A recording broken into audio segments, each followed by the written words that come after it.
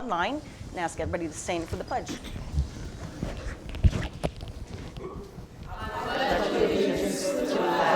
Of the United States of America, and to the republic for which it stands, one nation, under God, indivisible, with liberty and justice for all. Mr. Jones. Mrs. Engel. Here. Mr. Miller. Here. Dr. Moore. Here. Mrs. Spindler. Here. Mrs. Moore. Here, we have a quorum. We will continue. I need a motion to adopt the agenda. So moved. Second. Mr. Jones. Mrs. Engel. Yes. Dr. Moore. Yes. Mr. Miller. Yes. Mrs. Spindler. Yes.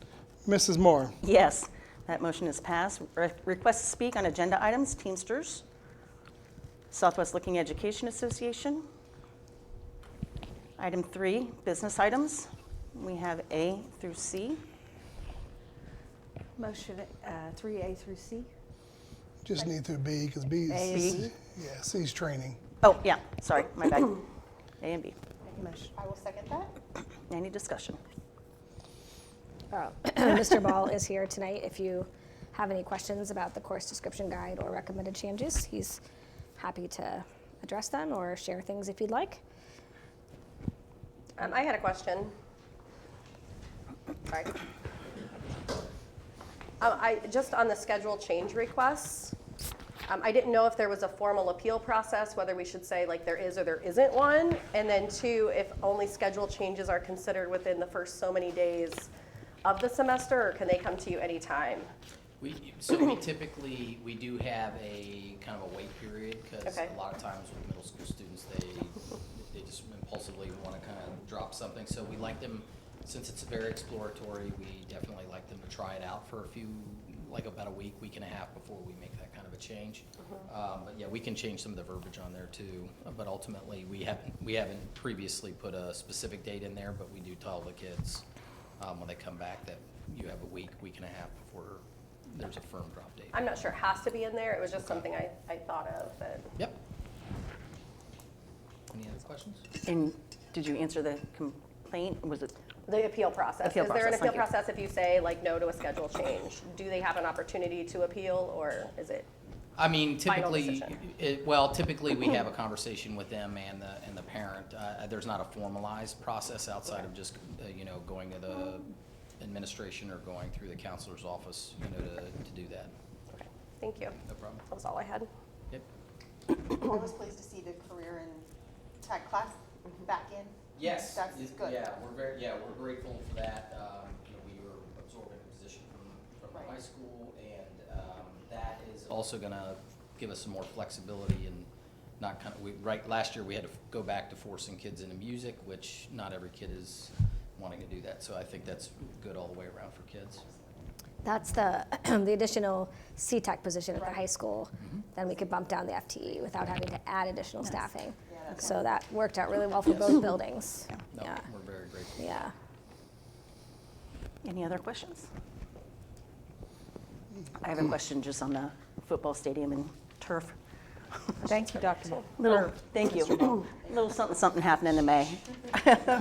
This is going to happen after that. something, right? After graduation? Yeah. Yes. Okay. Yep.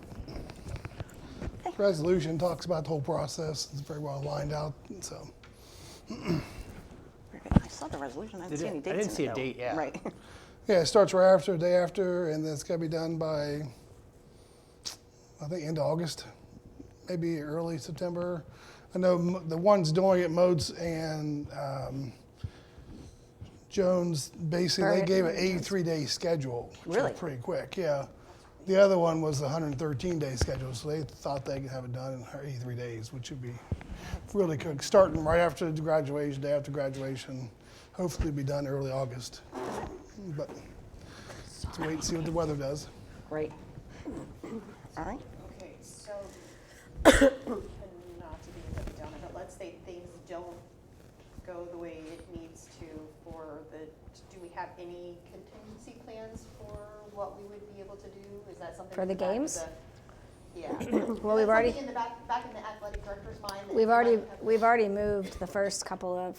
Okay. I can't remember if it was week 1, week 2. It doesn't matter. We already moved, or I think he is living in the world of dreaming that it's going to be done. I'm living in the world of realism. So there's already been a talk with Worthington of having it at their place. And so that should buy us enough time, which is one of the reasons that this was selected. Also, the pricing was more competitive, but the timeline was much more what we're looking for. So,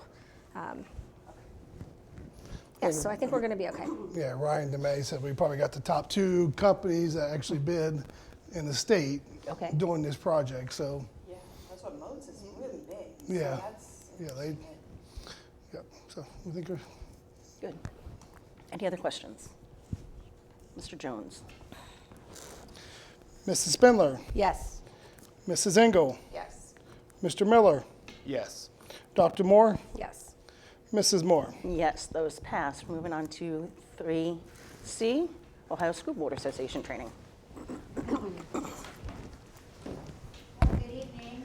My name's Christine Robbins, and I'm Director of Board and Management Services with the Ohio School Boards Association. Thank you for having me this evening. I usually kind of move around, but I'm going to stick to the podium so that I can use the mic. Again, just grateful to be here this evening with you. A little bit about my background. I served on a large suburban board of education for 2 terms, so I've been in your shoes, have had an opportunity to go through some professional development and learn about the role of governance. So for some of you, tonight's going to be a refresher. For others, it's going to be new information, but I'd hope that we would start with a beginner's mind and just absorb the information and ask lots of good questions. I'd like for this to be as interactive as possible. And again, as we go along, if you have questions, please feel free to stop me. If there's something that I share that you are not familiar with, or maybe you had heard something differently, please again stop me and we can talk about that. So it's really a chance with new board members to level set. Anytime there are new team members, it's a chance for team dynamics to change. So it's a good opportunity, a good thing for you to have some professional development at the beginning of the year. So before we start and review the agenda, I do want to ask you to participate in a little bit of a activity. I'm going to pass around this jar and ask you to take 1 coin, if you would, and pass it around.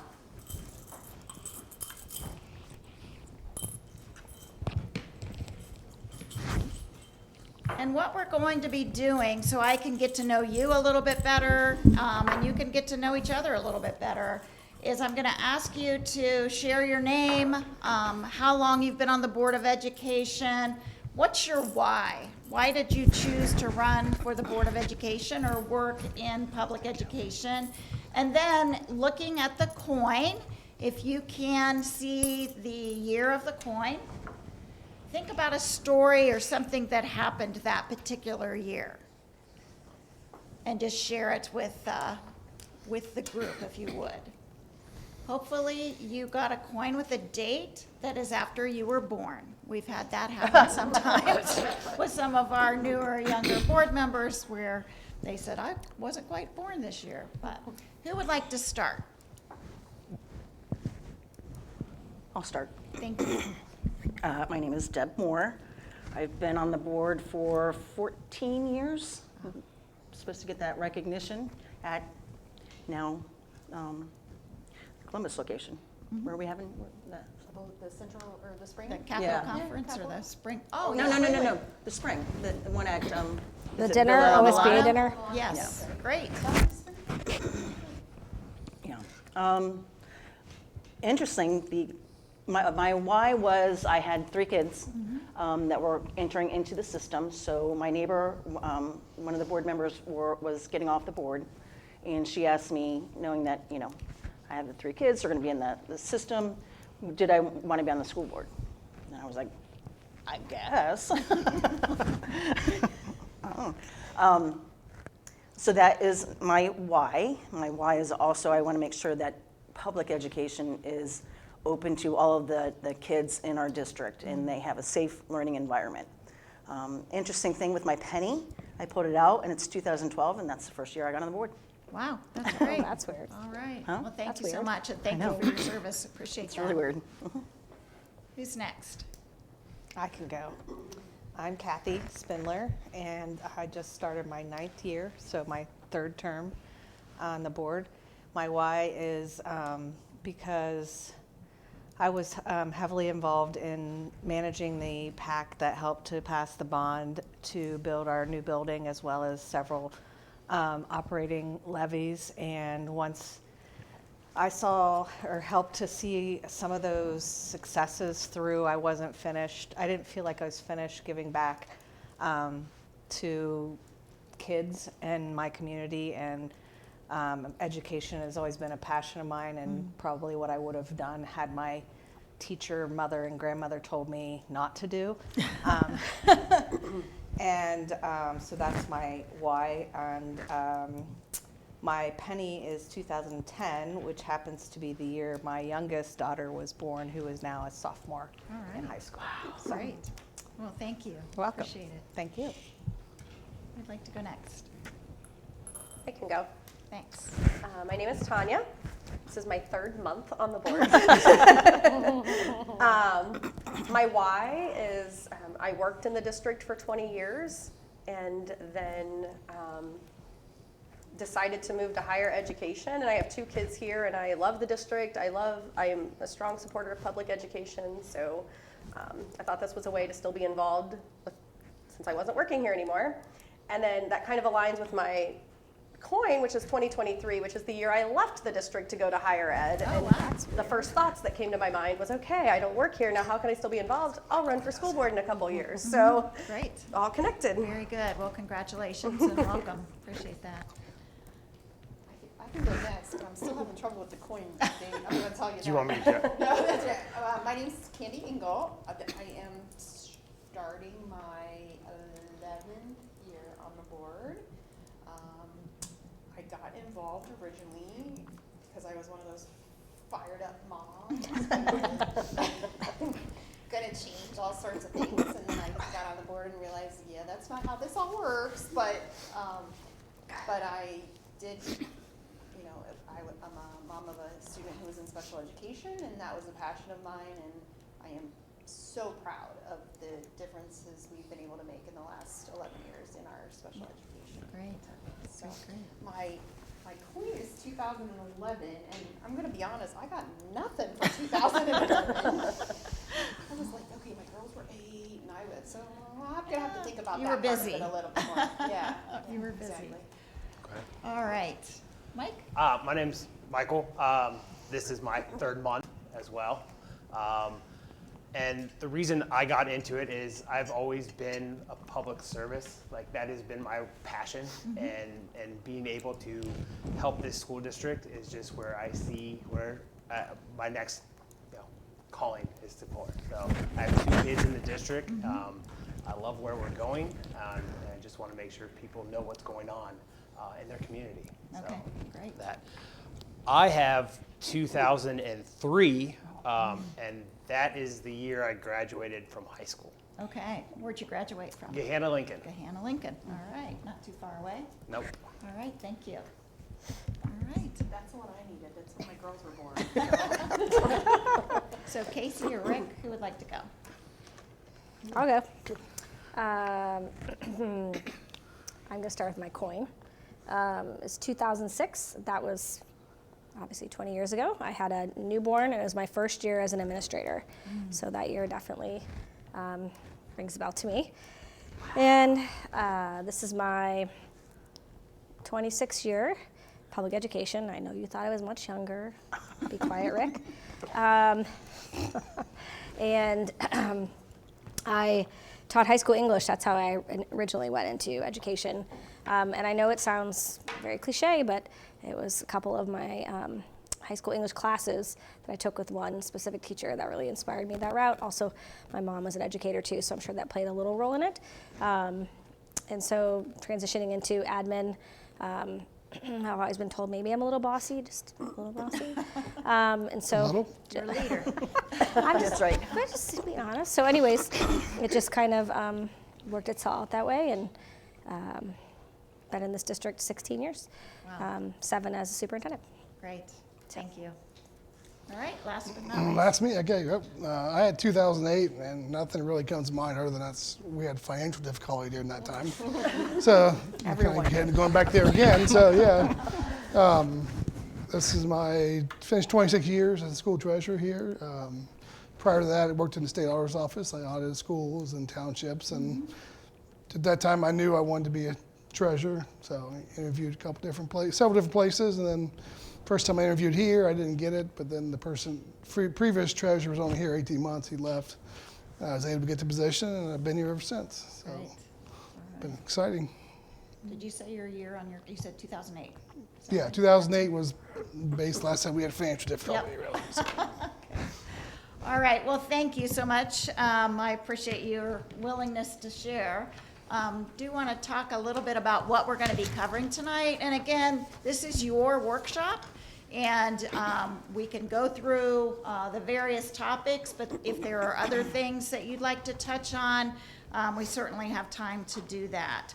So we're going to start with governance and how to be in and maintain a governance mindset and what that really means. And that leads us then into roles and responsibilities. So what are the roles and responsibilities of the school board? What are the roles and responsibilities of the treasurer, of the superintendent? And just be really clear on what those are. We're also going to talk a little bit about meeting management, and that would include public participation and the way that you make decisions as you're moving through your meeting agenda. I'll do a little bit of an overview of the sunshine laws, so that would include the Open Meetings Act, which is important that we are very familiar with and that we abide by.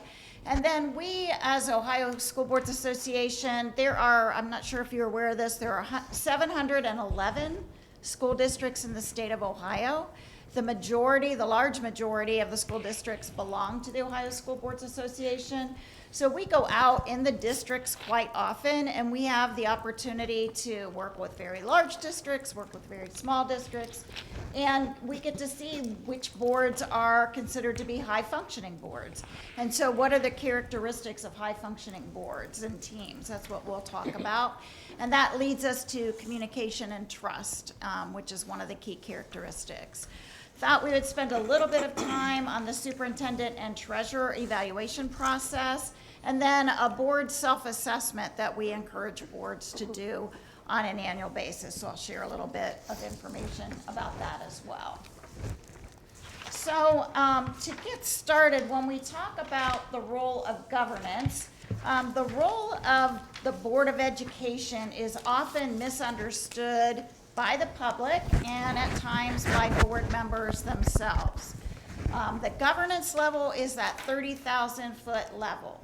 You're not running the district on the day-to-day basis. You have 2 employees who do that, who are the experts in terms of education, your superintendent and your treasurer. All other staff, teachers, employees report to the superintendent and the treasurer. So it's really the practice of the board coming together to determine the direction of the district and make decisions on behalf of the district. When I first ran for school board and was elected, I wanted to be a really great board member. The reason why I ran, I grew up in the community, I graduated from the district, I had 3 kids, my husband and I were living in the district and they were going to school, and I was very involved in the community. And what I continued to hear were things like the board is not transparent, the board doesn't communicate clearly, and anytime they communicate with us is only because they want us to vote for the levy. So what I thought I could do is to bridge that gap and to help make those connections in the community and to try to improve communication. I asked our superintendent at the time, what can I do to be a really good school board member? And he told me 2 things, which ended up helping me immensely. The first was understand your policy. You're going to be asked a lot of questions, and the first place to go is to make sure you're familiar with your policy and whether or not you have policies already in place to address issues. And so again, the policy manual, if printed, is probably this thick, but you don't have to memorize it all, but just become very familiar with that. That's what you're responsible for. And then the other thing was to ask questions. We know that there's typically 2 or 3 or 4 or 5 sides to a story. So having community members or staff or teachers come to you with a situation, it's important for you to ask a lot of questions, particularly of the superintendent in cases like that. So what we like to say is governance is about asking questions. Good governance is about asking good questions. So your focus should really be on the system of policies and regulations, ethical guidelines, practices that hold the board and the administration accountable for the benefit of the various stakeholders in your district. So the community, teachers, staff, parents, and most importantly, the students. Another thing that's important to remember is that according to the Ohio Revised Code, there are 5 key responsibilities of boards of education. This grounded me, so anytime I felt like I was getting pulled into the weeds or being asked to resolve a situation that was really not my responsibility, I would focus on these 5 areas. So employing and evaluating a superintendent, employing and evaluating a treasurer. The board is responsible for approving the annual budget, the operating budget, and appropriations. And then budget related is the fiscal or financial forecast and capital budget.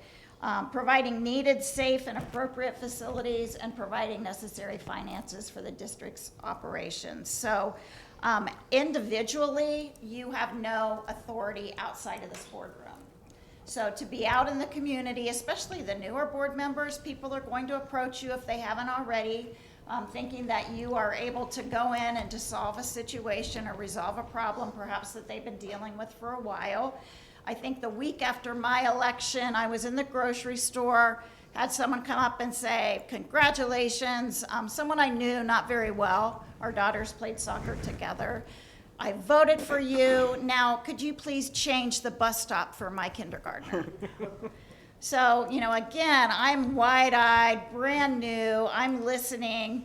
I'm nodding my head while I'm listening because I'm a nodder when I listen, and she interpreted that as, yes, I'm gonna go change the school bus. Even in the community, my large community, it can be very small. Since I grew up there, I knew a lot of people who worked for the district. I knew the transportation manager. I could have very easily picked up the phone and called the transportation manager, but not my responsibility. I need to follow the chain of command.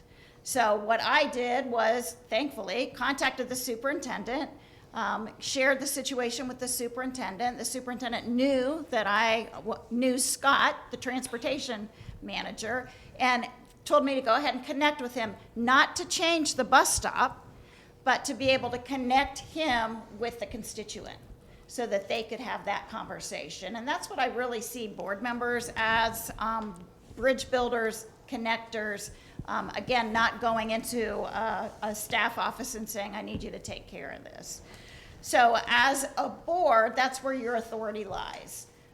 If you go out and make individual promises in the community, that is not within your purview and not within your authority. So be sure that you avoid attempting to resolve issues directly. Be sure that you follow the chain of command. As just a reminder, be sure that you connect with the treasurer, connect with the superintendent. They are the board's employees.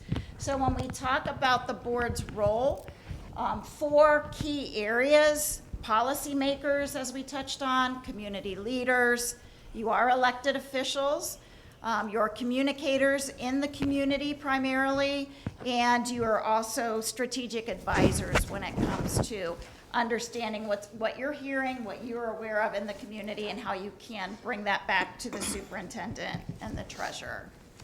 There are some practical board responsibilities, things like adopting, approving, and adhering to policies for the governance of the district.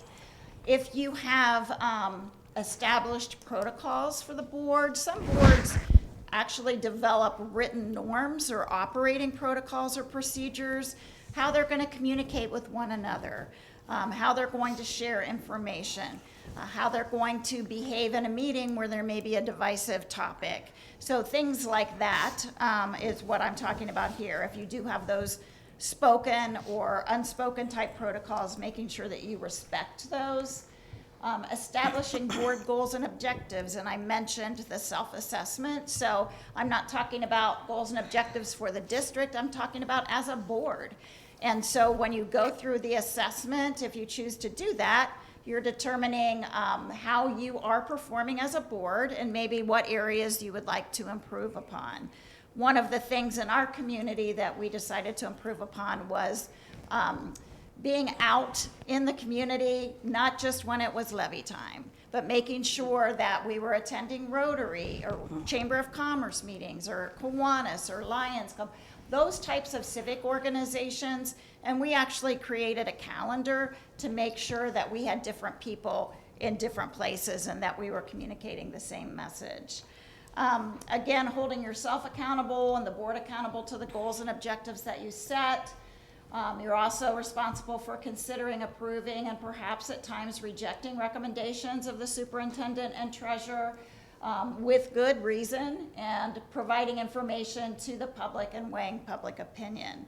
So one of the, again, things that assisted me as I kind of started this journey were these governance-oriented questions. It kept me out of process, which is kind of the tactical day-to-day operations, and kept me at that policy level. So things like when you're making a decision, is this decision one that supports our vision, our mission, our values? So if you have a written vision or a written mission or values, any decision that we were about to make, I would align it with, is this what we say that we are going to do for our students?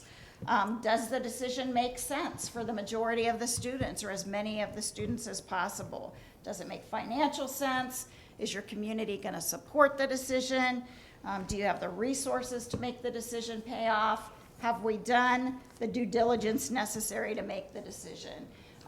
You just approved a process to install field turf, if I understood you correctly. That was a big deal in our district.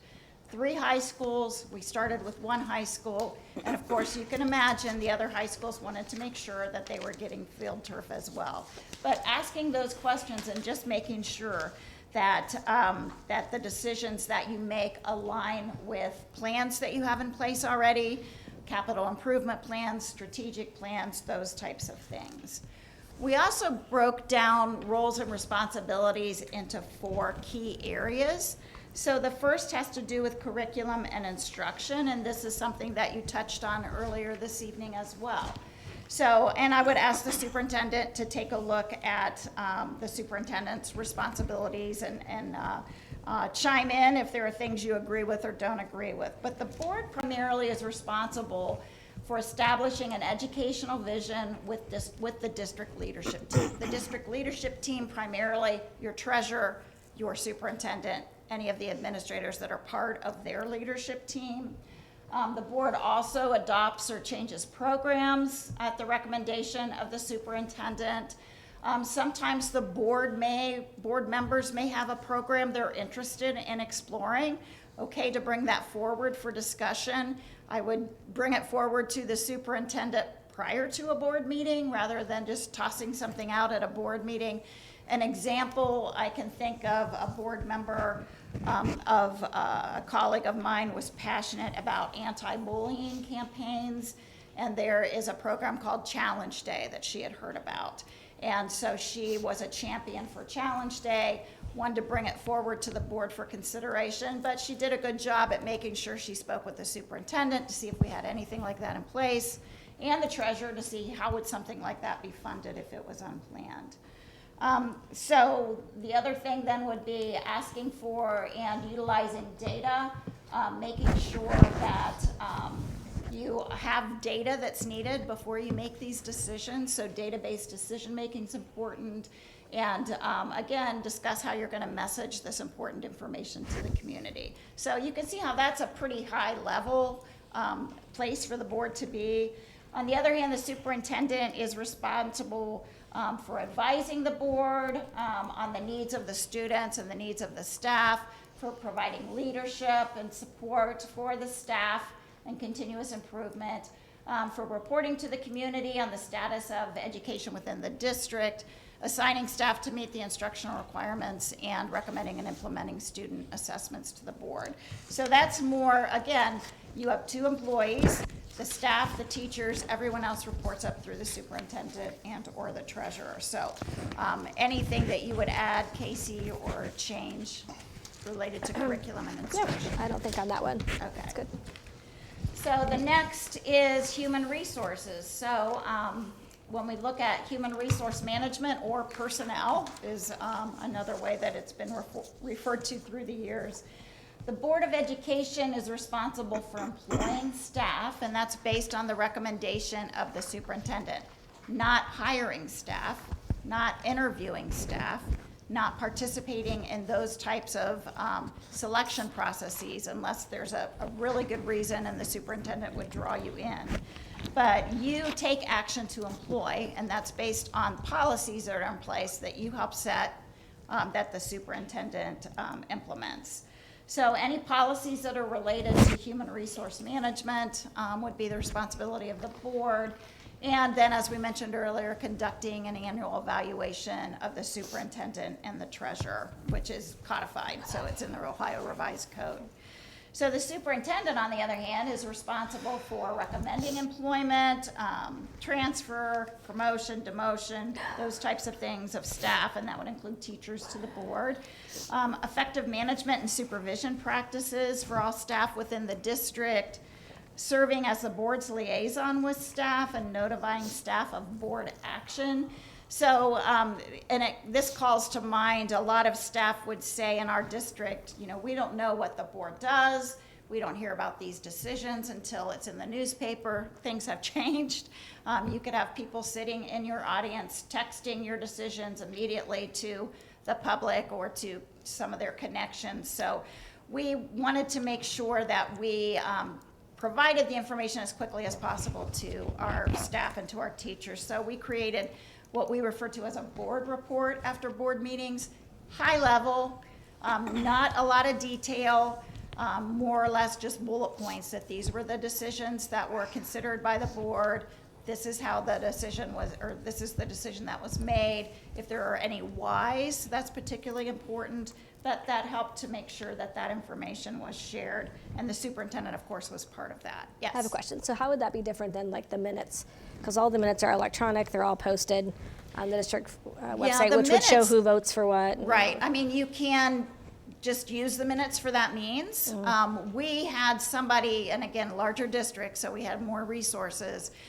The communication manager was at the board meetings and quickly don't would have one get of that those. information. Sometimes minutes take a few days to get out there, and this was just high level, get it out there so people understand what's been going on or what decisions were made.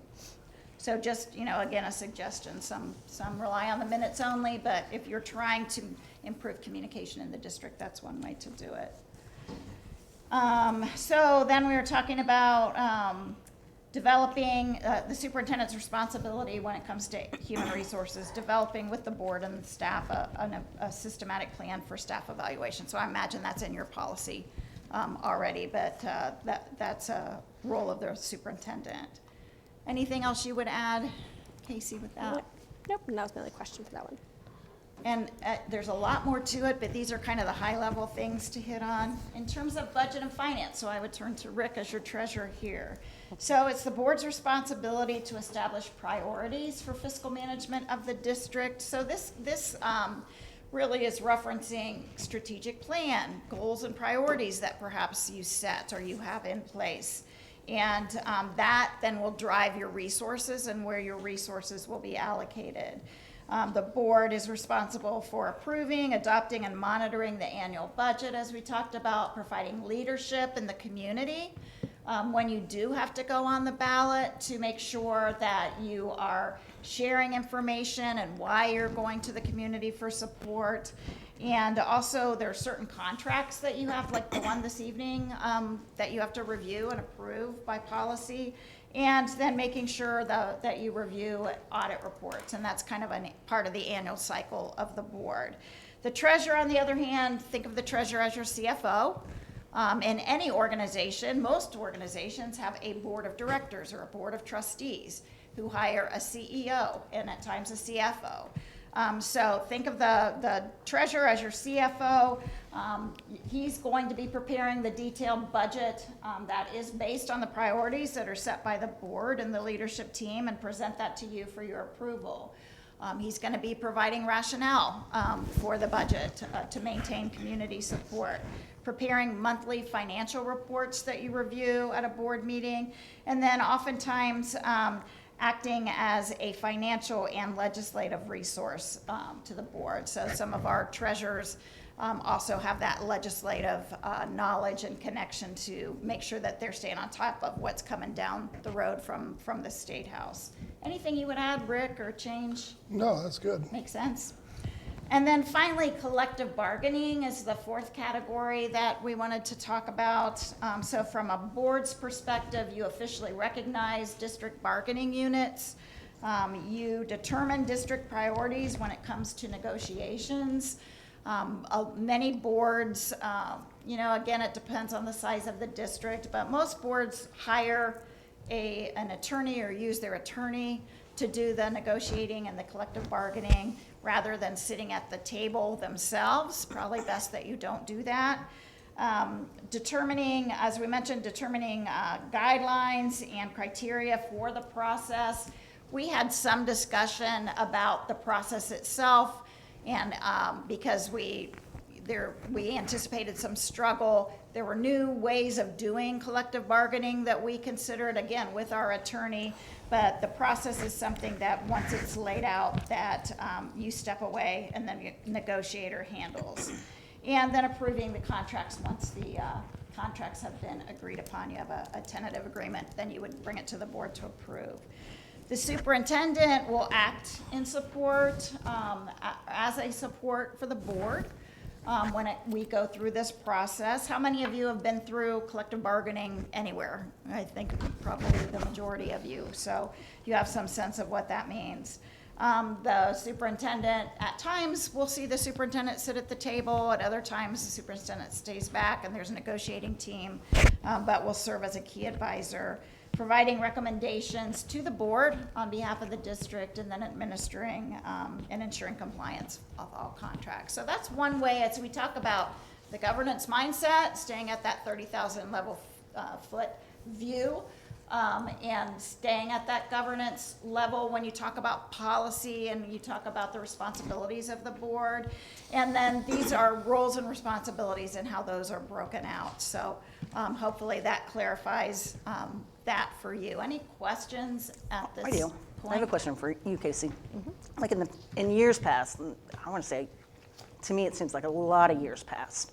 We did have we don't know what the board does, but that's changed, right?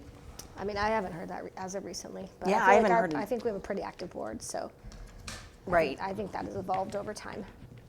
And I think, yeah, probably because we had kids. I think so too, because you're present at places, Yep. you go to things, so you're involved. So no, I have not heard that. Okay. I've not Great. heard that Just for wanted to a make sure, while, yeah. but yeah, I agree. Very good. Yeah. All right, then moving on, just to touch on the Open Meetings Act.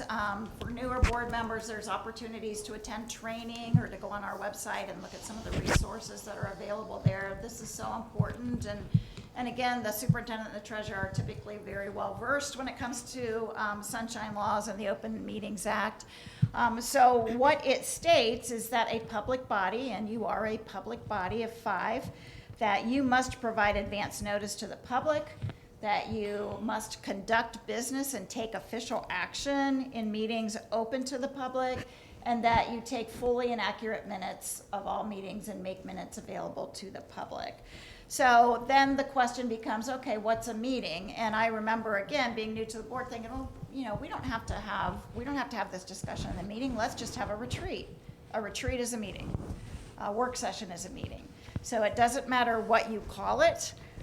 It matters when it's a prearranged discussion. There are 3 things in that first bullet prearranged discussion of public business, and that's what you discussed at a work session and a retreat. It is public business. And it's of the public body, which is you, 5, by a majority of the public body's members, so a quorum, which is 3 of the 5. So can you ever get together to have a holiday party? Yes, you can. You need to be very cautious that you don't talk about board business, that you don't say, how are you going to vote next Monday, or what do you think about this situation? You also have to be very cautious about email and what's referred to as daisy chaining, and that again was fairly new to me, where I thought, well, why can't I, send a note to everybody and we can just begin some discussion? No, that violates the Open Meetings Act. And there is an attorney in Ohio that's becoming well-known. Oh, yeah. Who's going from board to board and wanting to make sure that you are following the Open Meetings Act. So it sounds like you're familiar with that. Oh, yeah. So any discussions over email, text messages, those types of things, if it involves all 5 of you, if it involves board business, then it would be considered violating Open Meetings Act. So when we talk about some best practices, how do you prepare your agenda currently, and is that working for you? Does the superintendent draft an agenda? So we have, different departments help draft the agenda. Then we have an agenda review in-house with the leadership team, and then we have the following day an agenda review with the board president. Okay, and that's typically how it works.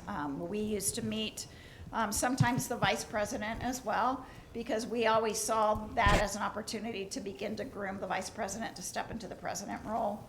But it would be meeting with the board or with the superintendent and the treasurer, and just make sure that you know what's going to be on the agenda and that you're prepared for that, and you can ask any questions, share that information out with your board colleagues, your board members.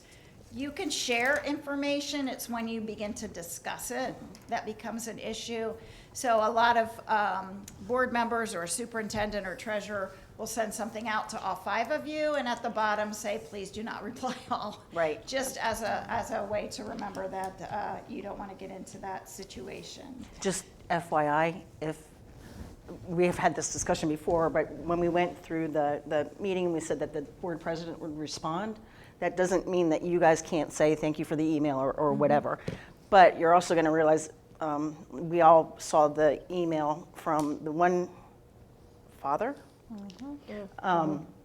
And I ended up responding to him, but I didn't email all of you because I knew that would be an issue.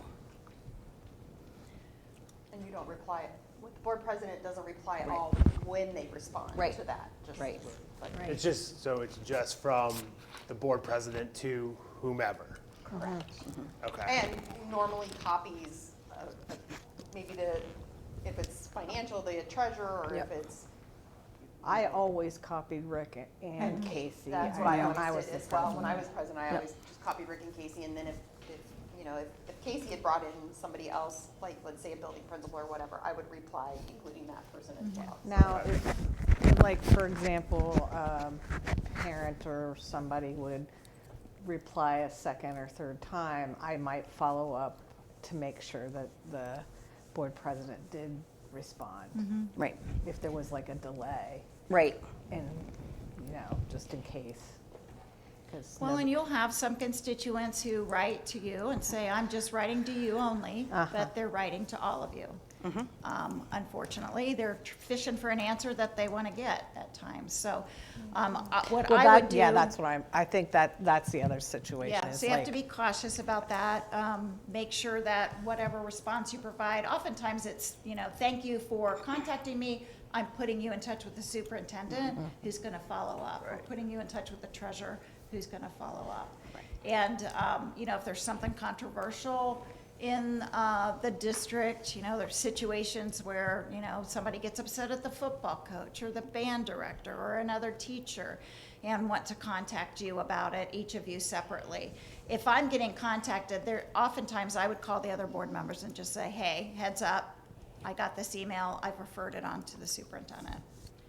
There's only 5 of you, so it doesn't take that much time, but just to make sure that there isn't any disconnect there and that people are aware if you're able to do that. We also have some constituents that will email just a board member and specifically say, I'm not going to copy Casey or Rick. And I always, when I respond, always copy Casey and Rick.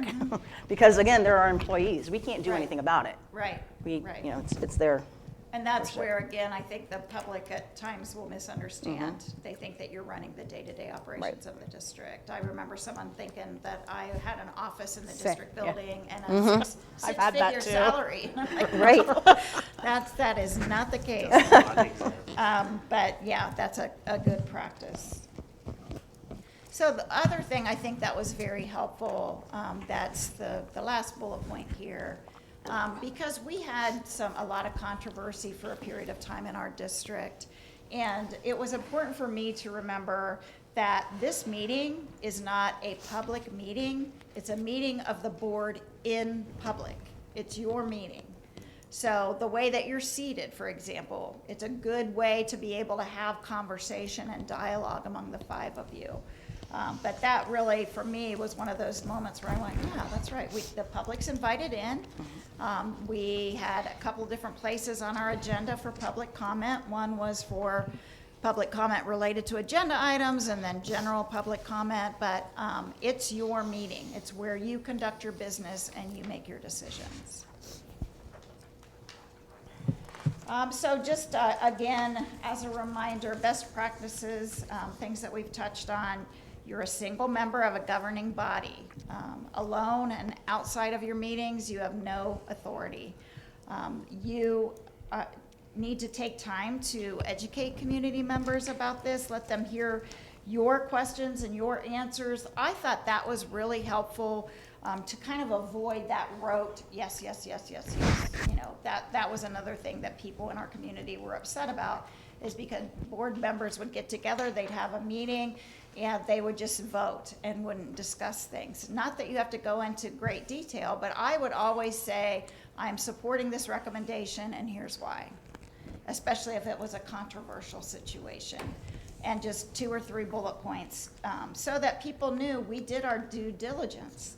We researched the information, we reviewed the information that was provided to us, but we're not just rubber stamping. I think that's a big thing that people do think. But if you do your research and you do the legwork, by the time the meeting rolls around, you know what's going on. You know what the decision, yeah, you know what the decision is. And I'm not suggesting, you're not going to debate the agenda.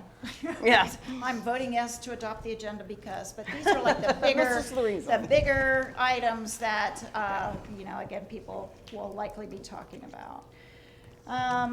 We talked about respect, one another in these times. There's a lot of division, and I think conflict is a good thing if it's handled in a healthy, mature, respectful manner. You oftentimes will come to a better solution. So we're not suggesting that there is no conflict or no differing points of views or perspective, but make sure that when you do approach a situation where you have differing points of view, you handle it respectfully. You're respecting one another and you're respecting the community. And, it always comes down to, for me, that the students are watching you. You're at the highest level of the district, and the way that you behave in the way that you work with one another. And this board, as I understand it, works really well with one another, so that's wonderful. Not necessarily the case all around the state, so just make sure that you commit to being respectful, that you can disagree and do it in a respectful way. The trade-off discussions are basically what we were talking about, just, making sure that you have some discussion around issues, especially issues that are controversial. The superintendent will likely, or the treasurer, I can use the treasurer for example, if you have to go on the ballot. Oftentimes the treasurer will research different options, whether it's, pure property tax increase, or maybe there's going to be an earned income tax with a component of property tax. So bringing those things forward and talking about those items and why you're making a decision to go a certain direction is really important. And we've already talked about, the way that you're seated. When I first joined our board, before I ran, I attended some board meetings. And our board was up on a stage, and they were all facing out. And then we had the auditorium, the seats facing towards us. So it set up this kind of us-them thing. Yeah. Instead of just, this is your meeting, and this is how you're going to communicate with one another. So the way that you're seated helps to reinforce that. Making sure, the other thing I think is a challenge, the opportunity for you to express your point of view is during the meeting. Once a vote is taken, you need to move forward with the majority of the vote and to support the vote, put it behind you and move forward. So it doesn't do you or the district or the students or the community any good to say, well, I voted no, so I'm not going to support it. I mean, you did have your chance to explain your reasoning around voting no, but you need to move forward instead of continuing to talk about how you're not going to support it. And then if you do have a strategic plan, there are some districts that I'm seeing starting to use like the goals for headings on the agenda, just to keep that in the forefront if you have that available. A little bit of information about decision making, things like these are some questions that you might want to ask as you talk about things openly and have those trade-off discussions. You want to talk about the timeline. What's the timeline for the turf? How's it going to impact graduation and the ceremonies? I heard you talking about that today. What were the other options that we considered? What's the backup plan if things go off schedule? So again, just talking about these types of things that keep it at a high level.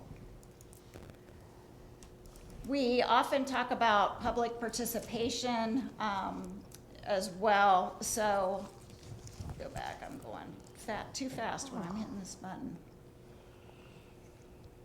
Okay, so trying to keep participation positive, making sure that, for me, it was very, very hard when someone came up and wanted to make comments to the board not to respond.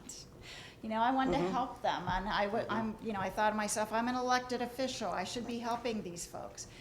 The best thing for you as a board to do is to listen and to refer to the superintendent or the treasurer, depending on what the situation is. Listen by making eye contact, by making notes. The president typically facilitates that part of the meeting, as the entire meeting, but particularly that part. And just thanking people. We appreciate you coming. Thank you very much. And then the superintendent will get back with you. So rather than engaging in a back and forth, and that could lead down a rabbit hole that you don't want to go. So some strategies, things like, again, it's their time to speak. It's not about engaging. They shouldn't be interrogating you. I'm sure you have a policy related to public participation. Make sure you're consistent. Make sure you follow it. If you have someone who is an acquaintance or a friend, they don't get 5 minutes while the person you don't really care for gets 3. I mean, that's going to get you in all sorts of trouble, right? So if you do have a limit in terms of minutes and how long people can speak, make sure you adhere to that. And again, we talked about thanking the speaker and referring matters to the appropriate person, being either the superintendent or the treasurer.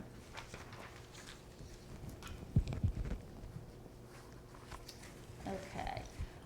So I don't know if you've ever had a situation like this. So Oh, yeah. Tell me about that and what happened. I think it was the first year I was president, and I don't remember what the issue was, but somebody was very angry and was very volatile. And I remember Dr. Huber pulling me aside and saying, if he starts going off, you bang the gavel and we're in recess. And I was like, what did I do? What? Yeah. Am I going to get shot? Yeah. It could get scary. Yeah. I mean, most people are going to come to your meeting not to thank you for the great work that you're doing, although that's nice when that happens, but it's because there's been a situation that is escalating to what they believe to be the appropriate level to the board. We've had the sheriff here a couple of times too. Yeah, so you just need to be aware, and usually it's when there's some kind of issue. We failed a levy a couple of different times, and it was obviously going to result in some reductions. And I knew the meeting after the levy failed that we were going to be greeted. We had like 300 people at our meeting. And we had students, the baseball team came in their uniforms because they thought that the baseball team was going to be cut, and just that kind of stuff. And it's, as a board president in particular, setting the tone. You know, some boards have like a statement that they read, but just, we want to hear, and that's what I did. We want to hear what you have to say. We're very disappointed that the levy failed. We're here to listen, and it's easier for us to listen if we can engage in a respectful manner, you know, if you address us in a respectful way. So that seemed to kind of take the air out of the room. You know, there was a lot of tension, and people just kind of went, so that works if you try to set the tone there. Any questions about executive session and the uses of executive session? There's 6 legal uses. One mistake we used to make was that we would name all 6 of them. Right. Just in case, you know, we get off on a topic, and that is not permitted. You need to go back out. If you go into executive session for, say, the first bullet point, appointment, employment, and so forth, and then you think, oh yeah, we need to talk about this real estate issue, you need to go back out, and then you need to say you're going back into executive session, and it's for the purpose of discussing purchase or sale or disposition of a property. So real important to make sure you're aware of that. Even if you know in advance, you are definitely going to talk about 2 things?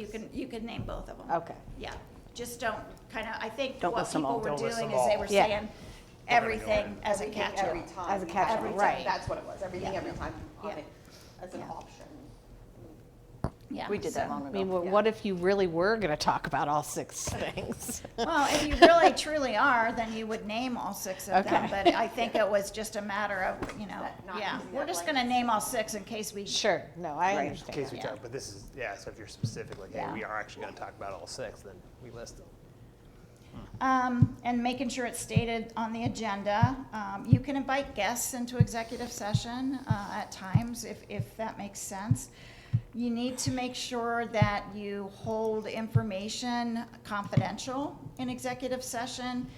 There was a situation again where went into executive session. There was a discussion, it was a personnel-related discussion. We had some additional staff in there for good reason. By the time I got home after the meeting, my husband had heard from somebody who had heard from another person who had heard from another person who knew what happened in executive session. And it came from, unfortunately, a staff member. So just, I would reinforce, this is confidential.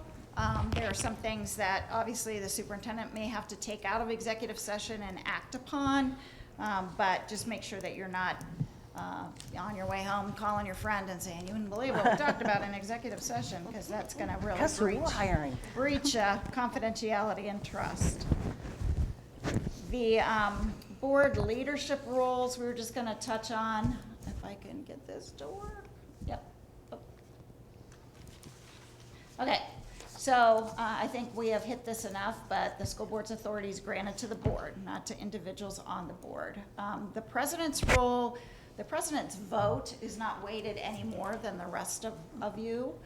The president's role is as a facilitator primarily, so presiding at board meetings, managing public participation, as we talked about, modeling procedural rules and parliamentary procedures. I relied heavily on our treasurer, who was an expert. We also have a lot of good resources that you can find on OSBA's website, or I can provide to you. But you're trying to keep things moving forward for the district and helping to make sure that the meetings are run appropriately. We've also talked about your CEO, your CFO, them being the superintendent treasurer, only employees of the board, following the chain of command, respecting the will of the board. We haven't really talked about, committing to no surprises. What I would often do is, after reading the board material, if I had specific questions, I would let the board president and the treasurer or superintendent, whoever it was most appropriate for, I want to ask these questions at the board meeting. And I wouldn't just surprise them with these questions because, they're not gonna have all of the answers and not be prepared. They may not be prepared to provide you with answers at the board meeting. You don't wanna throw people under the bus. How does that help your district? How does that help credibility? So just, respect those kinds of protocols. And, there may be things that do come up that you think about during a board meeting, but I would just, as much as possible, be very respectful and make sure they're aware of the questions that you're going to be asking publicly. In the past, we had a board member that would put motions on Yeah. during the agenda adoption and be like, what? Yeah. And, again, I think it's in the best interest of the board in terms of the way that you work with one another to make sure that people are aware of that. Communication. So, do you handle, Casey, the communication for the district? Do you have somebody who's a communication director? That's you. We have a part-time Okay. dabbler. Okay, great. Dabbler, I like that. Yeah, and again, it depends on the size of the district, but we need to make sure that we are communicating clearly, concisely, confidently, and the same message. As a board, I think one of the key pieces of communication for you is listening, making sure that you are listening to others rather than trying to solve their problems, as you're having conversations. It's also, one of the things too that I think you have to be cautious about. You're going to have, if you haven't already, have teachers or staff reach out to you and want to meet with you. I always made sure that before I would do that, if I wanted to have, if someone asked, meet me for coffee, that I would talk to the superintendent and make sure that I'm not going to step into anything. And in one case, it was a good thing I did because the person who wanted to meet with me was involved in a grievance and there was an investigation. And, it was stuff that I wouldn't have known, wouldn't have been aware of. So just be cautious about that as you are working to, you want to know what's going on, obviously, in the school district, but there are ways to do that as a board. We used to do coffee chats, if that's appropriate, where two of us would make ourselves available, and if people would want to come to the library or want to, come to the school building, we'd be available to listen and just share information about the community or the district itself. Can we talk about, sorry, go ahead. No, I didn't want to interrupt you. No, go ahead. Oh, so on that note, because I never quite know, and I think that, I don't know about the new board members, but our previous board I know has all experienced this. So I know you talked a little bit about like the staff reaching out. So, obviously everybody in here has, kids in the district and they're a part of things. So where is that line between, maybe these are our neighbors or our friends or our kids play sports together, and how do they know when it's like, okay, this is probably needs to come through the superintendent or at least loop her in, or, oh, this is just a okay conversation to have, because I know that staff members have texted, the current board before or reached out or whatever. And so I don't know, I really feel like I'm very unclear as to that line. Yeah, Like, it's a fine one. You can go into, I had 3 kids, elementary, middle school, high school, all at the same time. So I was at every level, right? And I was very active in their lives and attended their events and those types of things. And I could say I'm here as a parent, but guess what? That hat never comes off. You are a school board member. So when people would come up to me, if I'm watching my oldest son play basketball on a Friday night and this happened, comes up, sits down next to me and says, could you talk to the coach about giving my son more playing time? That's where you have to say, that's not my responsibility. Right. I mean, it's awkward, it's difficult, especially if you know people. But begin to refer them back. Has your son talked to the coach? Have you talked to the coach? Have you talked to the athletic director? Then to the superintendent. But continue to refer back. But anytime I thought there was something that might, I erred on the side of too much communication probably with the superintendent. If somebody came up and said, I want to talk to you confidentially, I would say, I can't commit to you that I'm going to keep our conversation in confidence if it's a situation that the superintendent needs to know about or the treasurer needs to know about. And at times they'd go, okay, and just continue on, and other times, they would not want to talk about anything. But it puts you in a position, a difficult position, as a board member, because especially if they come up and they start talking about issues, whether it's sexual harassment or something along those lines, you have to act, you have to do something about it. And that's not you personally, but it has to go back to the superintendent. Is that like unfair labor? Could it be? No, just to let the superintendent know. No. If you're having if a staff person is coming up to you and having a conversation. No, I don't think it's considered unfair labor. It's just like, it's the issue we had in the past, like Dave Engel was a, What did you say? Dave Engel, we had this issue with Dave Engel in the past. Him and another board member would go to the union all the time. It was causing a lot of problems, so. I don't think it's really unfair labor practice. I mean, it's more of a legal definition that we're trying to interfere with the process. I think if you try to solve the problems, that might be Then it would be. listening to them, but Yeah. trying to solve the problems and going to superintendent, so this needs to change, and without going through the union, Right. that may be more of an issue, but Okay.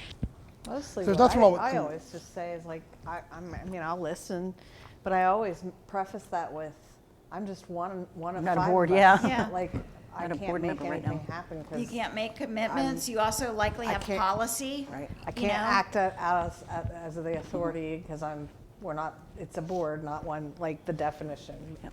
And, And if someone would bring a concern to me, then I would typically say, this concern needs to follow the process, and Yeah. it's policy, whatever it is, and refer them to the policy and refer them to the superintendent.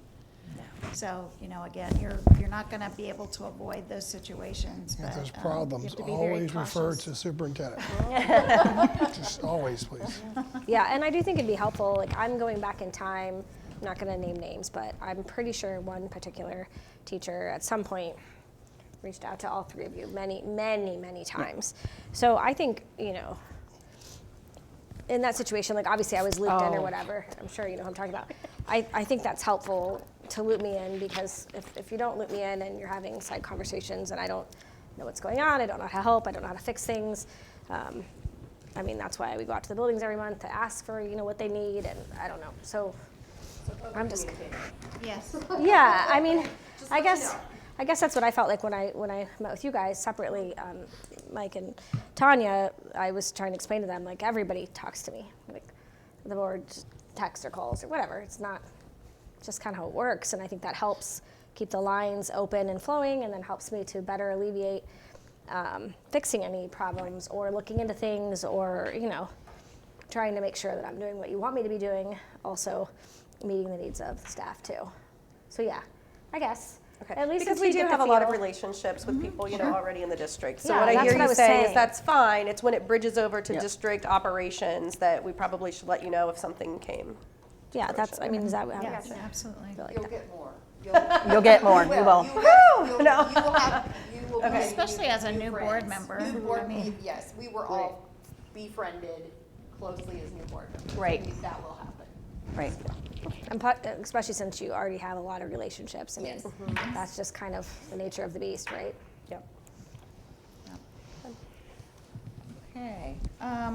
Any questions related to, there's some best practices for board members that, I guess I'm talking about primarily social media. Have you had any issues with social media, using your own personal social media, that type of thing?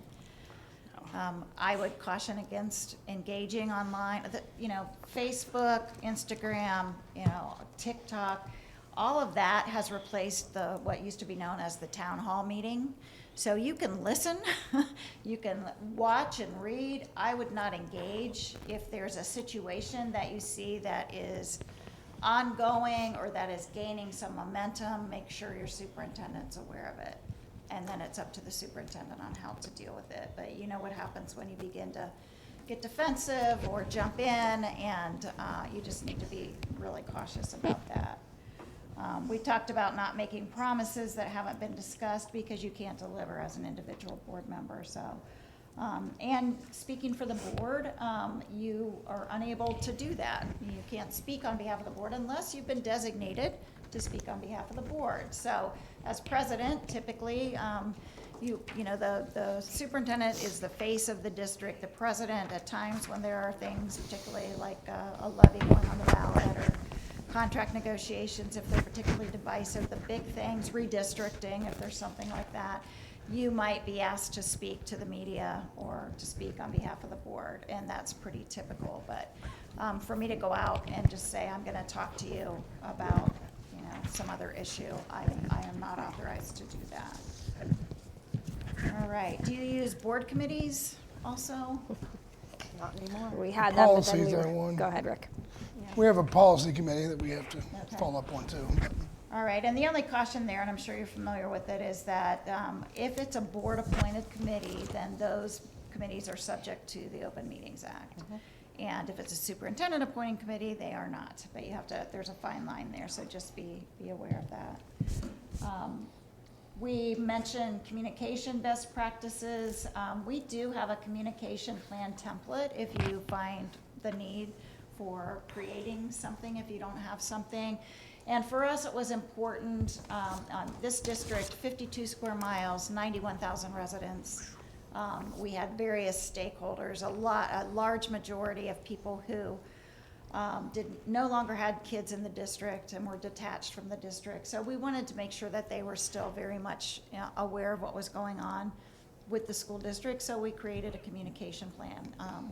At that time, there were a lot of people in that population who did not have internet, they weren't interested in laptops or going online. So again, there's different modes of communication, as you know, and that might be one way to try to address reaching everyone in your community if you feel like you're not already doing that. We would encourage community surveys, regularly. It doesn't have to be every year, every couple years, 2-3 years. Just to make sure you keep your finger on the pulse out there. And then making sure that when you are speaking, particularly in your board meetings, or if you're speaking, authorized to speak on behalf of the board, that you're professional and honest. Can we back up for a second? I'm Yeah. sorry. So I just want to make sure I understood correctly, and because this has been a hot topic for us. So obviously the board committees become open session, recorded, all that good stuff. So superintendent committees, a superintendent committee can't have 2 board members on it though, because then it does become an open meeting. 2 board members? 3. 3. If I had 2, can a superintendent have a superintendent committee with 2 board members participating where it doesn't follow? Yeah, we got sued over it. So that's where I'm a little confused, because that's what we were doing, and then they said we couldn't do that anymore. Well, that was his opinion. We just didn't want Right. to spend money fighting it. Right. Well, I know, but I'm wondering what OSBA thinks, because, OSBA is not going to settle us for the court, so that's the well, I problem. know, is but we I'm don't just, want- I'm just curious your Typically, opinion. it's something I can look into. it Just should be because you're fine. saying there We're was a doing fine, lawsuit, yeah. I would want to check with our legal Okay. counsel and make sure I understand it correctly. But, I mean, typically, it's 3 or more is going to warrant a public meeting. There may have what I been thought. something that's happened that I'm not familiar with that caused this person to. No, he just thought we should. His opinion was it was a public meeting. Should have been a public meeting, and we should have kept minutes. Okay, yeah. Again, it was It was a superintendent advisory committee or a yeah, superintendent. that or a treasurer. We had several of the committees, but Yeah. we paid the $5,000 and moved on because we Yeah. didn't want to spend 30, 40, 50. To fight that. It's Brian Ames. Well, I let don't- me check into so- that and follow up. Okay, yeah, I would Brian appreciate Ames that. Person that Yeah, Ames. Yeah, he was Right. the one. Yeah, so Yeah, well, he knows what he's doing, so, unfortunately, he's gonna be continuing to look for ways to make sure, the goal is making sure that things are done in public and that you're abiding by the Open Meetings Act. I don't think you are trying to avoid that. nope. So, let me check into that for you to make sure I understand that clearly. Well, would you recommend if we had superintendent or treasurer, like even letting people know that, hey, these meetings are happening and taking minutes anyways, or is that not? Yeah, a I good think you kind of practice? open up a can of worms when you do that. The superintendent should be able to meet with staff and maybe include a board member if it's a particular area of interest of the board member or community members. We weren't trying to, again, you're not trying to do things in secret, Right. but you don't want to, open that up so that you're having to take minutes and notes for every single meeting.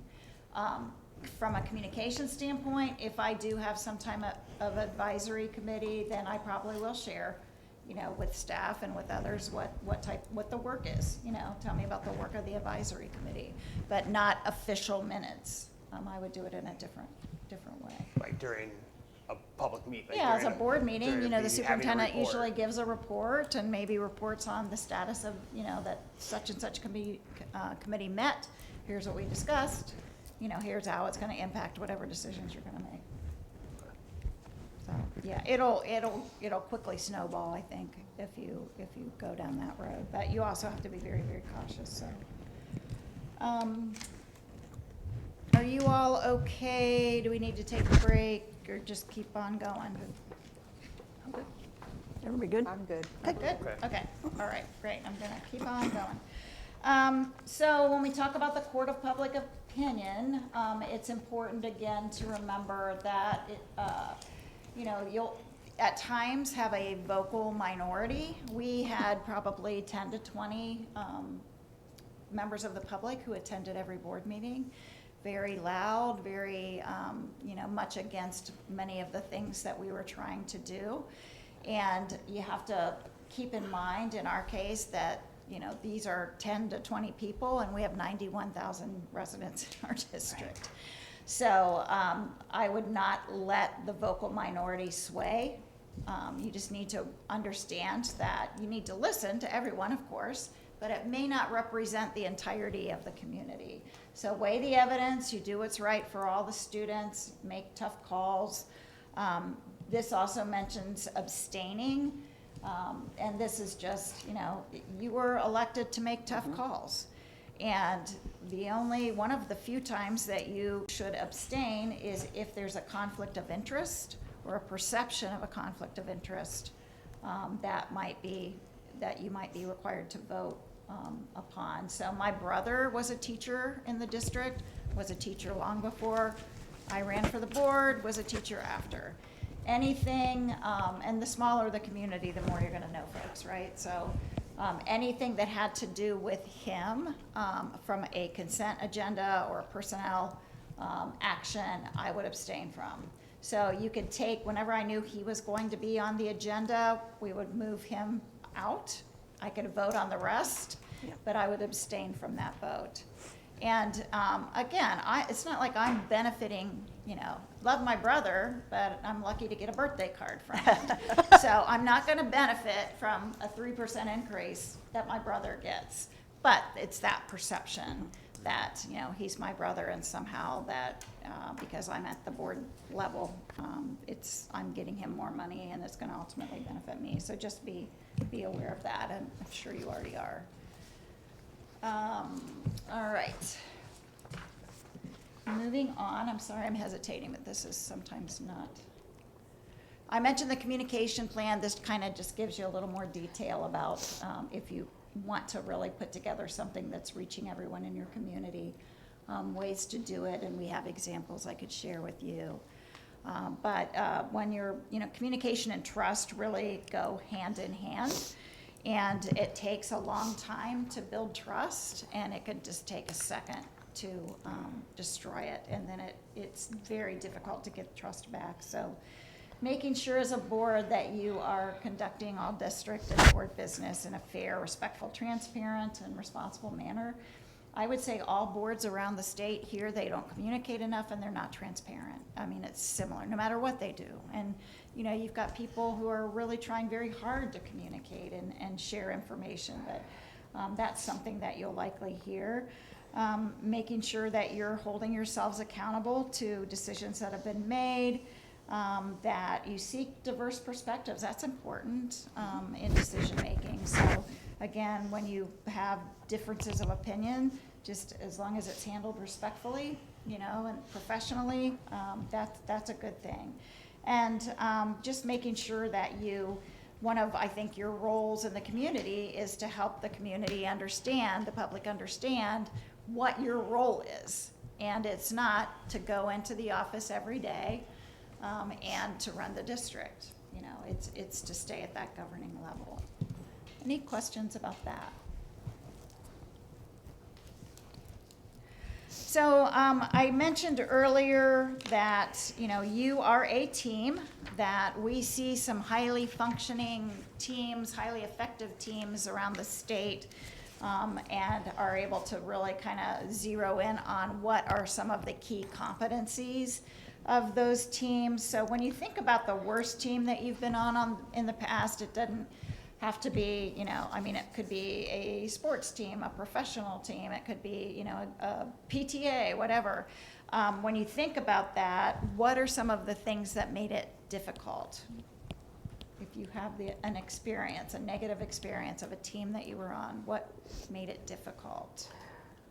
People who weren't invested in the goal. Okay, so people weren't invested in the goal. And again, the goal really is about the vision, the mission of the district, if we're talking about this, and the students. What else? Lack of leadership. Lack of leadership, lack of trust, lack of communication, all of the things that we talked about. And then when you think about the best team, and I was just asked this today, it was interesting that we're talking about this. In my career over the past 30 years, what's the best team that I ever was part of? And it was a team, an organization I worked for, and it was early in my career. So at the time, I probably didn't realize how special it was. But looking back now, after having been to multiple organizations and working with multiple teams, is just like, wow, that was a great group of people who were focused on the right thing, who did not have personal agendas, who came to meetings in a way where they were present. They admitted the things that they did not know. They sought help if they needed help, genuinely cared for one another, had differences of opinion, came from different walks of life, but certainly were focused on the right thing. So as a board, there are 5 characteristics that I wanted to share that you can think about for yourself of effective school board members. And so these characteristics include competence, they include collaboration and commitment, cooperation and communication. So some questions to ask yourself as a board member. Am I willing, when it comes to competence, and able to understand and abide by district policy? Am I willing and able to ask for and use evidence to make decisions? And am I willing and able to communicate professionally and fairly with members of the public on behalf of the district? If the answer is yes, then you are willing to step into a role where you are demonstrating competence, experience, knowledge, ability, attitude, behavior. But that is something that is very important to effective boards of education. Collaboration is the second characteristic. So the question here is, as a board member, am I willing and able to work as a member of the board team, the district leadership team, and with committee members when assigned in ways that move the group toward consensus, not to bog the group down, but to move toward consensus and decisions that are in the best interest of all the students. When I was on the board, toward the end of my board service, there was a candidate who ran who, things were getting a little dicey where there was some organized opposition, and she was representing the organized opposition. And she ran so that she could simply vote no. And again, would vote no on things like the agenda, things that didn't, adjourning, just to make a point that I can vote no. So again, trying to work with our team just to talk about, we need to collaborate, and we want to hear what you have to say, but make sure that you're willing to work with others in a way that's going to benefit the students ultimately. And voting no on the agenda didn't necessarily do that. We had a former one like Commitment, that. so we're talking here about dedication, and you show that you're dedicated by putting yourself out there. Being willing to run for the Board of Education and to spend your evenings at board meetings and at different events in the district. So the question here is, am I willing and able to attend all committee and board meetings as scheduled, be visible in the district, and attend district events to the extent manageable, share representation at the district at community meetings and events as requested. That demonstrates your commitment to the district and your commitment to the Board of Education. Fourth is cooperation. So the question here, comes down to the way that you work together. And so the question, again, I keep going. I'm impatient. I'm used to everything moving fast.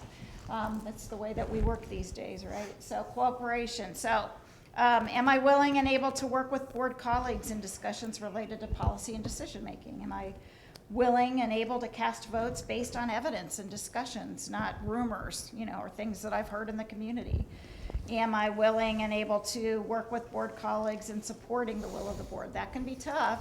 But again, if there's differences of opinion, you have a 3-2 or a 4-1 vote, the board has spoken, you move forward. And are you willing to do that?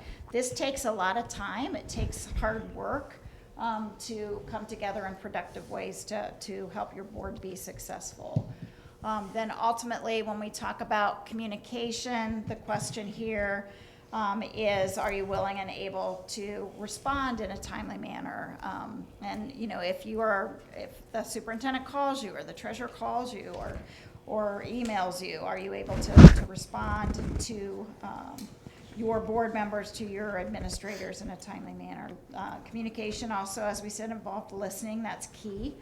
Am I willing and able to listen rather than, again, try to engage and resolve, but listen to staff and community members who reach out, and then again make that proper connection with the superintendent or treasurer. Share district information equally with fellow board members and the superintendent and treasurer. Participate transparently in board meetings, and then keep confidential all conversations and information obtained in executive session. So these are questions as you think about yourself as an individual board member. There may be areas you think, I'm pretty good at communication, or, maybe I need to demonstrate my commitment a little bit more because I haven't been able to attend some of these events. But just think about that and how it impacts the board as one entity. When we talk about high-functioning teams, we know that teamwork is a choice. You're a team, whether you view it as such or not. You're a board of education, but you're a team. And you need to choose to work together as a team effectively. It's a strategic decision that can benefit the students of your district and benefit the district and community. And it does require some time and sacrifice and focus as well. There is a book called The 5 Dysfunctions of a Team.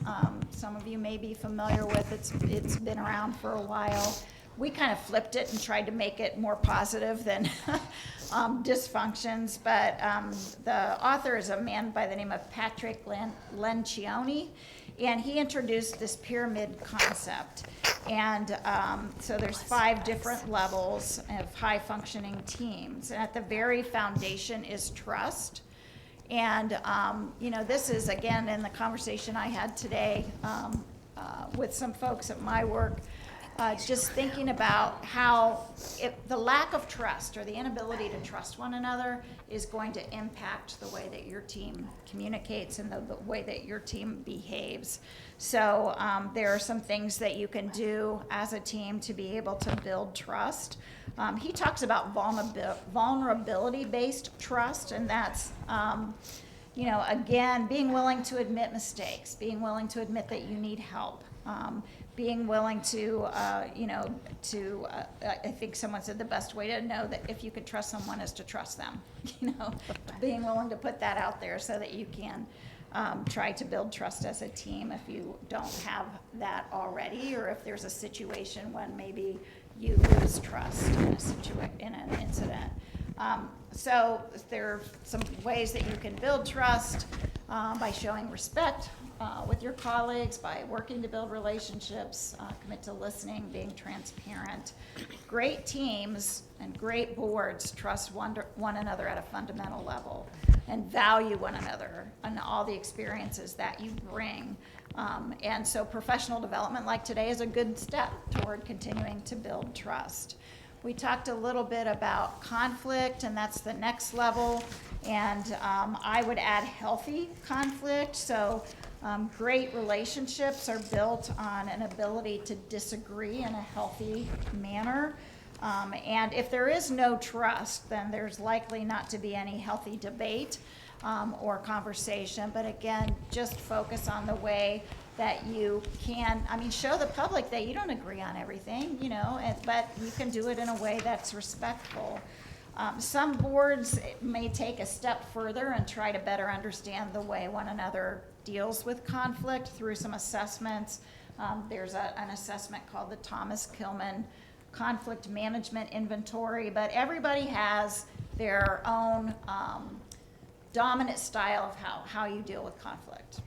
And you need to learn to use all 5 given the situation. So that's really what this demonstrates. And I know with one organization, we were having all sorts of conflict. We went through this process, took the assessment, and found out what our dominant styles were, and it made so much sense. You know, that I'm in conflict with this person because I am someone who is avoiding and they're someone who's competing, and so we just need to figure out a way to work with one another. So in dealing with conflict, focusing on issues rather than personalities, focusing on district priorities, disagreeing in a respectful way, making sure that you leave you know, these disagreements at the table and move on.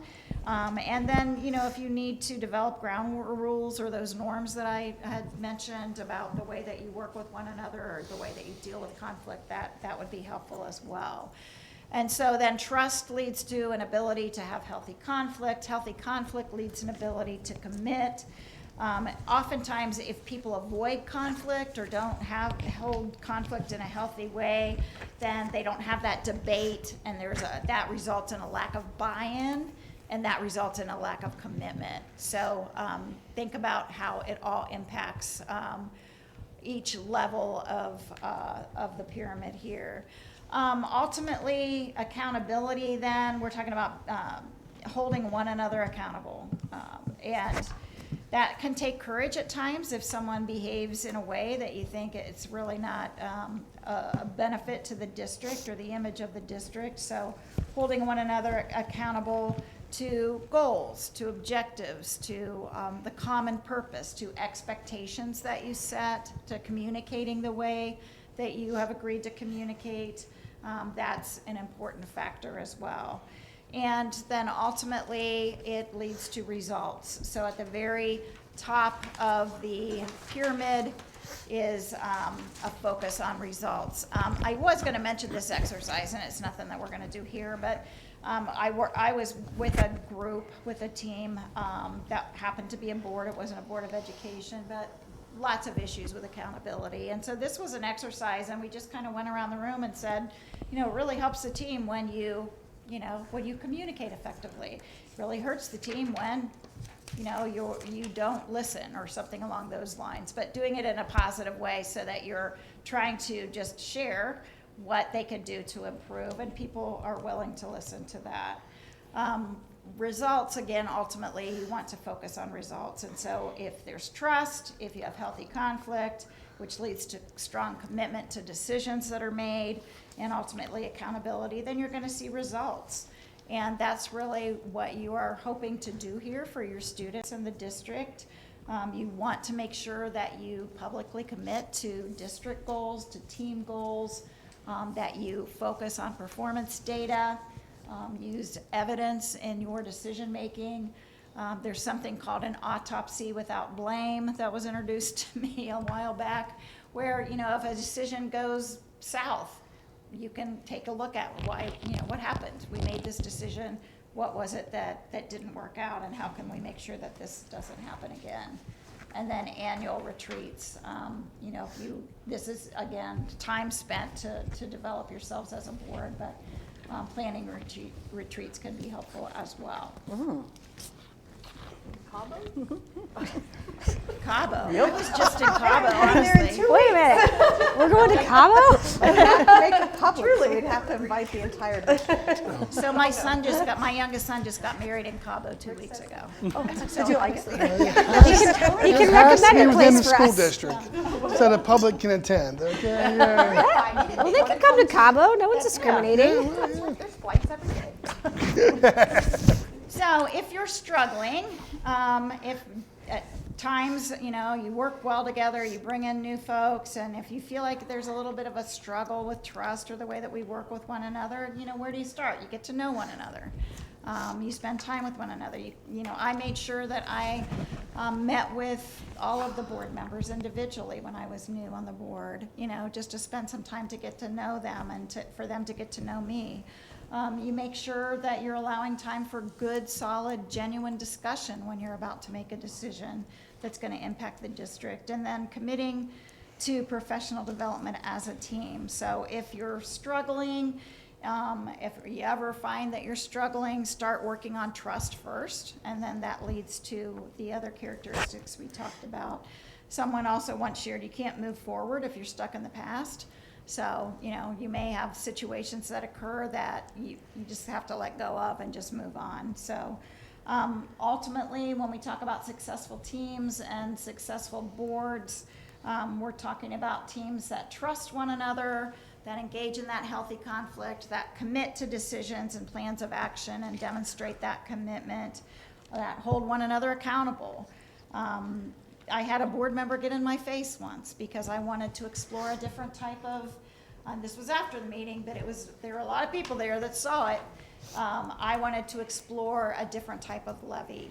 And I had said something about that in the meeting, and you know, he was upset because he felt that they had already explored it. I was a new board member, so I hadn't explored it. So, you know, again, after we kind of worked through that, it was a situation where it was a conflict. It wasn't done in a healthy way, but we were able to work through that, put that behind us, and move on. And again, holding each other accountable and focusing on achievement of collective results is what's so important as a Board of Education. Any questions? This just kind of summarizes high-functioning boards based on the individual characteristics we talked about and the Lencioni's pyramid of high-functioning teams or functional boards. Some boards also will include, if you have a mission statement, I mean, you've got your, you know, students will learn successfully right behind you. So that should be at the focus. Some boards will add things on their agenda to keep that focused, or read their vision or their mission at the beginning of the meeting, especially if there's a need to keep focused. So want to turn then just we mentioned earlier what's in the revised code in terms of responsibilities of the board by law. So superintendent evaluation standards and treasurer evaluation standards exist. I believe they were rewritten not that long ago, but there are 5 standards that came from the OSES, which is the Ohio Superintendent Evaluation Standards process, and then the OTES is Ohio Treasurer Evaluation Standards. So they're listed here. There is no prescribed form or process for evaluating your superintendent and treasurer. My opinion, just from my years in human resource management, it should not be a one and done type of thing, just to check it off that you've done it. But ongoing feedback on a regular basis, meeting maybe formally a couple times a year, just to see where we are with our goals that have been established and aligned with the various standards. Any questions about that process? So there's a suggested timeline, and typically when we work with boards to help with this process, you know, again, the beginning of a new evaluation year is typically in July and August, and you know, you have your district goals, you may have some board goals and objectives, and then you have your superintendent objectives that everything aligns, ultimately, is what you're attempting to do, and aligns with the standards here. The mid-year is, you know, about halfway through the year. To just touch base, as I said, and just where are we? Things change, certainly. If, you know, goals are set and something comes along like a pandemic, you may not be able to keep the goal that you set back in August when, you know, back in December, January, February timeframe, you know that you're going to have to really pivot. And then end of year, and that's typically done. That's the summative process that's done in the May, June timeframe. And these are done in executive session. That, and again, no surprises. I think when you do have these kinds of conversations throughout the year, then it's not, you're not looking back to the past 6 weeks, you're talking about the year and being more proactive that way. There are also some suggested Board of Education standards and evaluation standards. So if you are interested in terms of your own professional development and improvement, we have an assessment that we could help facilitate. There are 5 different standards, and what I provided to you without going through every one in every detail is the standards themselves, some indicators, and some examples. So one of the standards is responsible school district governance, and an example might be that you conduct board business, or an indicator is you conduct board business fairly and respectfully. And how do you measure that? Well, you meet on time, and you're prepared to discuss agenda items. So these are things that when we work with boards, and we're getting ready to work with a board in the next couple of weeks, we send out a self-assessment. Everybody does it individually. It comes back to me or whichever consultant you're working with. And then you identify, maybe all of you think you're doing great with responsible school district governance, or maybe there's 3 of you who think you're doing great, and there's 2 of you who are like, I think we can improve.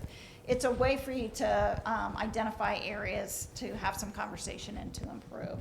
And it's also a way to model the importance of assessments and evaluations. If you expect them to be done with your treasurer and your superintendent, and you expect evaluations to be done with all of the teachers and the staff, then it's a way to determine that you're assessing yourself as well. Any questions about that process? All right, and again, I'm not going to go through all of these individually. I'd be happy to send some templates along, but just in closing, and then we can open it up for any conversation that you may have, or any questions that you may have. Just the top takeaways, I would say, just remember that the board is an ongoing entity. It was here before you were elected. It will be here after you are gone.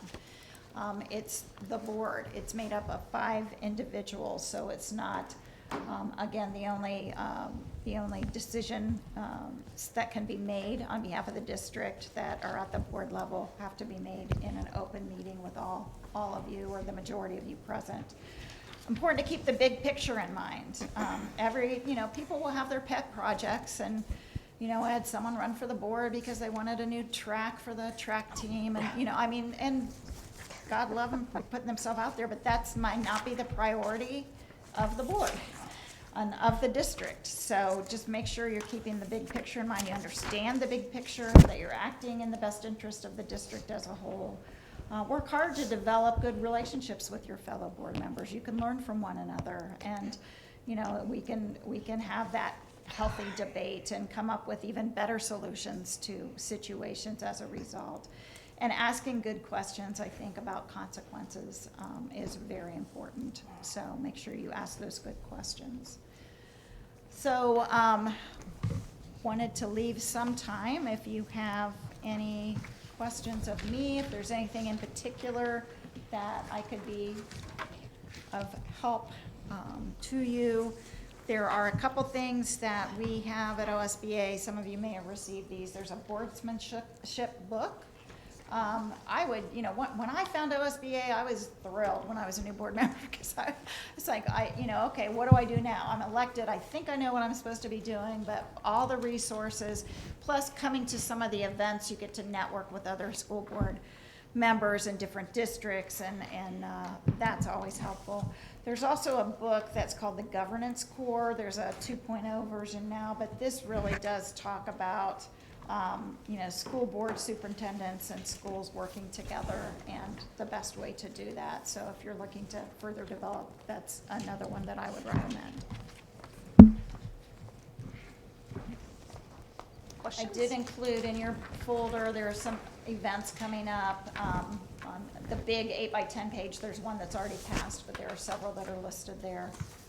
That for professional development as a member of OSBA, much of the information is available to you to take advantage of. We also have a legal hotline.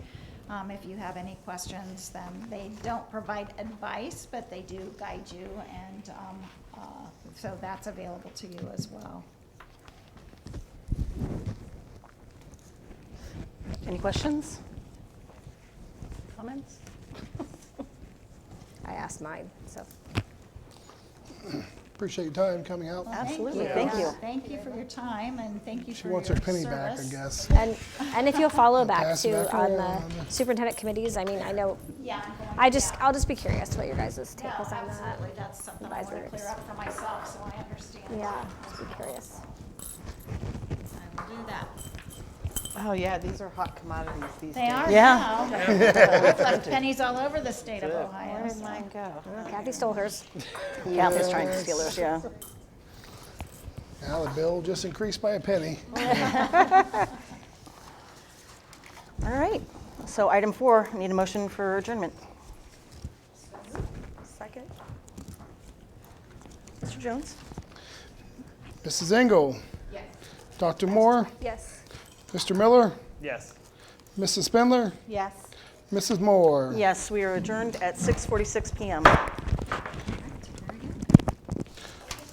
Stops recording. Thank you.